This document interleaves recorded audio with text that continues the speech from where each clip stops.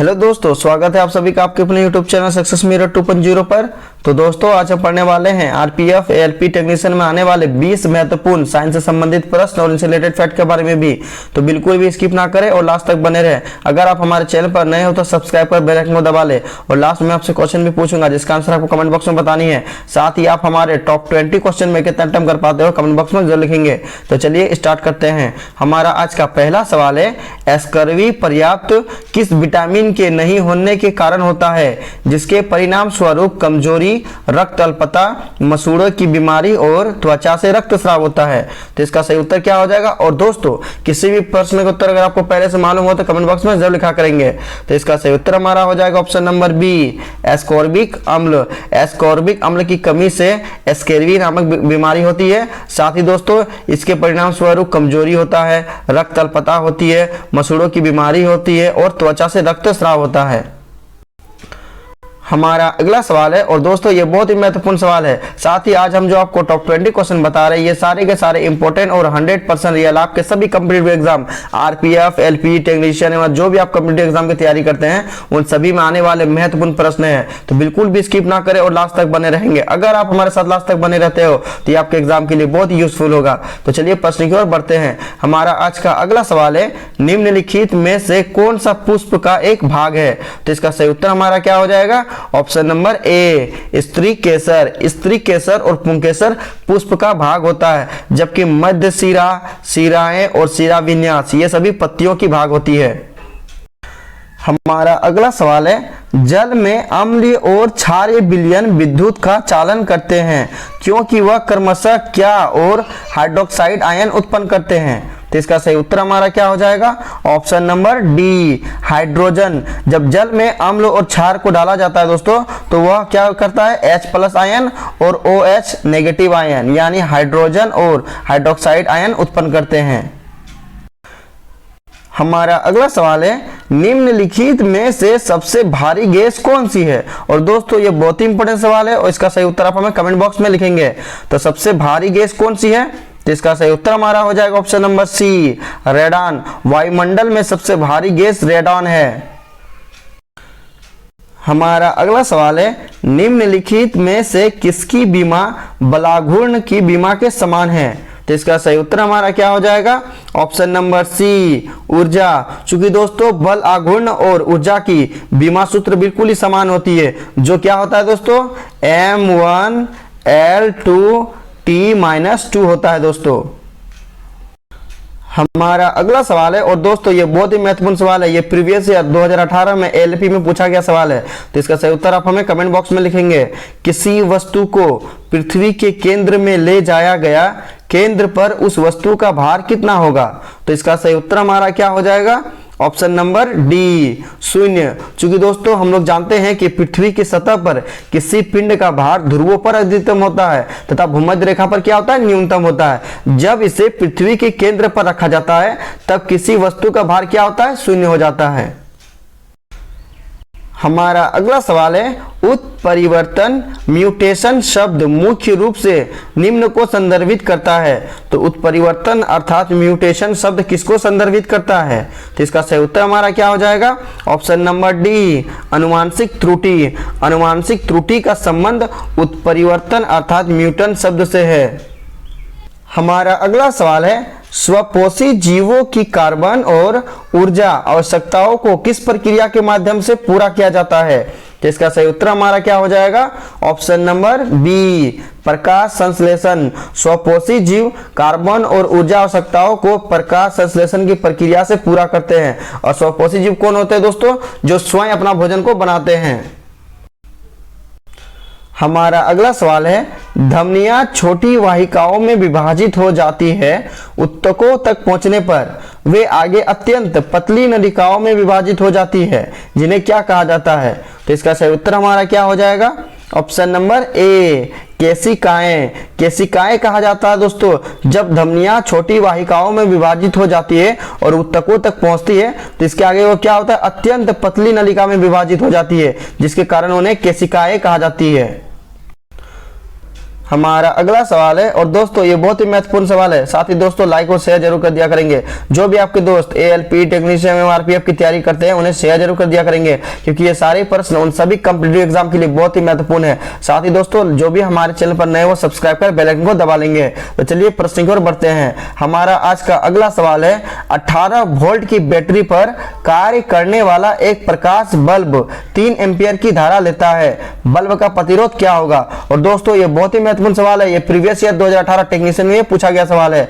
तो दोस्तों आप देख सकते हैं कि हमारा वोल्ट दे दिया कितना, V बराबर हमारा दिया हुआ है 18 वोल्ट और धारा का मान कितना दिया हुआ है हमारा, I बराबर दिया हुआ है 3 एम्पियर। तो हमसे पूछता है दोस्तों R निकालने के लिए यानी प्रतिरोध निकालना है। तो ओम का नियम क्या कहता है, ओम का नियम कहता है V बराबर होता है IR। तो V का हमारा कितना मान है दोस्तों 18 दिया हुआ है, I का मान कितना दिया हुआ है 3 दिया हुआ है, हमें R निकालने हैं। तो दोस्तों ये 3 का पहाड़ा में दोस्तों 18 कितना बार में करता है, तो ये 6 टाइम में ये खत्म हो जाएगा, यानी R बराबर हमारा कितना हो जा रहा है 6 ओम। तो इस प्रश्न का सही उत्तर हमारा क्या हो जाएगा, ऑप्शन नंबर ए 6 ओम। जब 18 वोल्ट की बैटरी पर कार्य करने वाला एक प्रकाश बल्ब 3 एम्पियर की धारा लेता है तो बल्ब का प्रतिरोध कितना होगा 6 ओम हो जाएगा।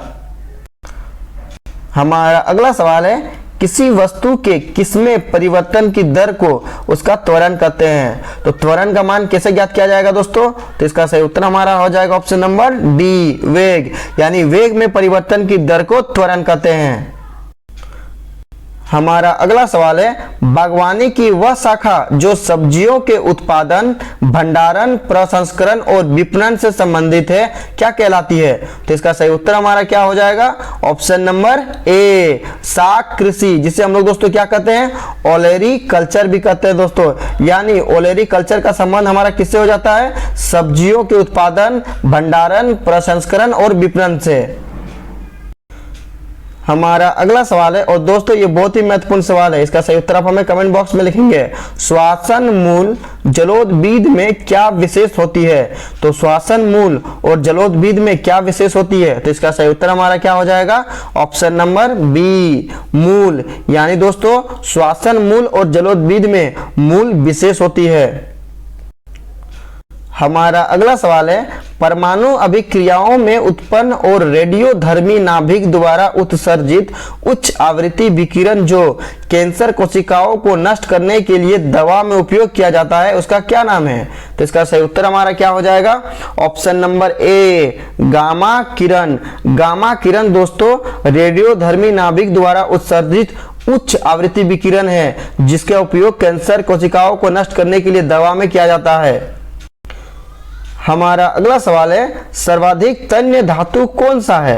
तो इसका सही उत्तर हमारा क्या हो जाएगा, ऑप्शन नंबर डी सोना। सोना सर्वाधिक तन्य धातु है, क्योंकि दोस्तों सोना के 1 ग्राम से हम दोस्तों 2 किलोमीटर लंबी तार खींच सकते हैं। हमारा अगला सवाल है कौन मानव शरीर में सबसे कठोर ऊतक है।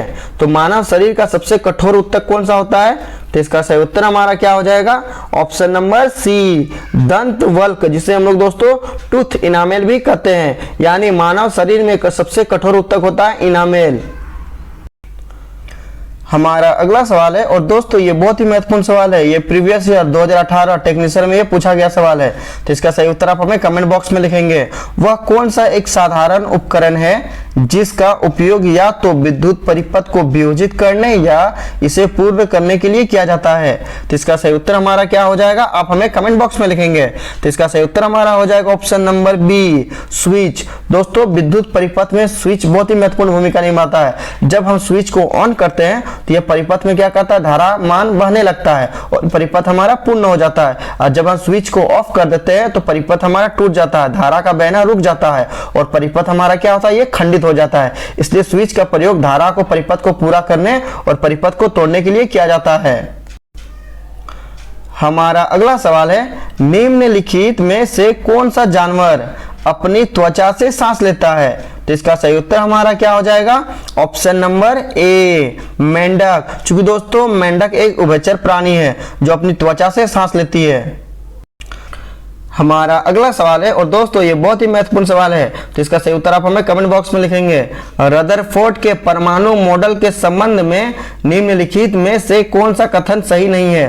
तो दोस्तों 4 ऑप्शन दिया गया है जिसमें हमें पढ़ के बताने है कि वो कौन सा ऑप्शन है जो रदरफोर्ड के परमाणु मॉडल के संबंध में वो सही नहीं है। हमारा पहला ऑप्शन में दिया गया है परमाणुओं के आकार की तुलना में नाभिक का आकार बहुत बड़ा होता है। ये कथन बिल्कुल ही गलत है दोस्तों, क्योंकि हम लोग जानते हैं कि परमाणु का जो आकार होता है वो नाभिक के आकार से 10 का पावर 5 गुना बड़ा होता है, जबकि हमारा यहाँ लिखा है कि नाभिक बड़ा होता है परमाणु के आकार से। ये कथन गलत है, यानी ऑप्शन ए ही हमारा सही उत्तर हो जाएगा। जबकि हमारा ऑप्शन बी में है इलेक्ट्रॉन नाभिक के चारों ओर वृत्ताकार पथ में घूमते हैं, ये भी हमारा सही है। इलेक्ट्रॉन नाभिक के चारों ओर वृत्ताकार पथ में घूमते हैं। ऑप्शन सी में है परमाणु में एक धनावेशित केंद्र होता है जिसे नाभिक कहा जाता है, यह भी बिल्कुल सही है। परमाणु के धनावेशित केंद्र को नाभिक कहा जाता है। ऑप्शन डी में है परमाणु का लगभग संपूर्ण द्रव्यमान नाभिक में रहता है, यह भी हमारा सही है। यानी ऑप्शन बी, सी और डी तीनों ही कथन सही है, जबकि ऑप्शन ए हमारा गलत है, यानी ऑप्शन ए ही हमारा सही उत्तर हो जाएगा।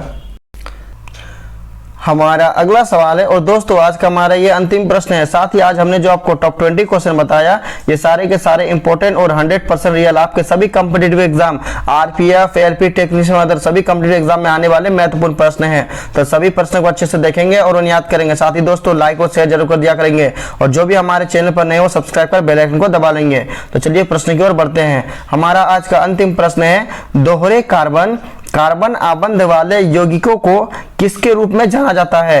तो इसका सही उत्तर हमारा क्या हो जाएगा, ऑप्शन नंबर बी डाइन। दोहरे कार्बन आबंध वाले यौगिक को डाइन के रूप में जाना जाता है।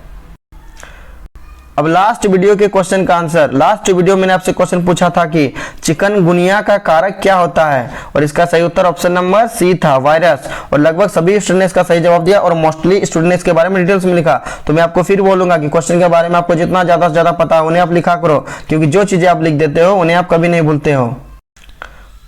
अब आपके लिए आज का सवाल है कटल फिश किस संघ के अंतर्गत आते हैं। 4 ऑप्शन दिया गया है, सही उत्तर आपको कमेंट बॉक्स में बतानी है। साथ ही आप हमारे टॉप 20 क्वेश्चन में कितना अटेम्प्ट कर पाते हो कमेंट बॉक्स में जरूर लिखेंगे और दोस्तों लाइक और शेयर जरूर कर दिया करेंगे। साथ ही दोस्तों अगर आप हमारे चैनल पर नए हो तो सब्सक्राइब कर बेल आइकन को दबा लेंगे। तो चलिए दोस्तों मिलते हैं नेक्स्ट वीडियो में, तब तक के लिए बाय बाय, टेक केयर।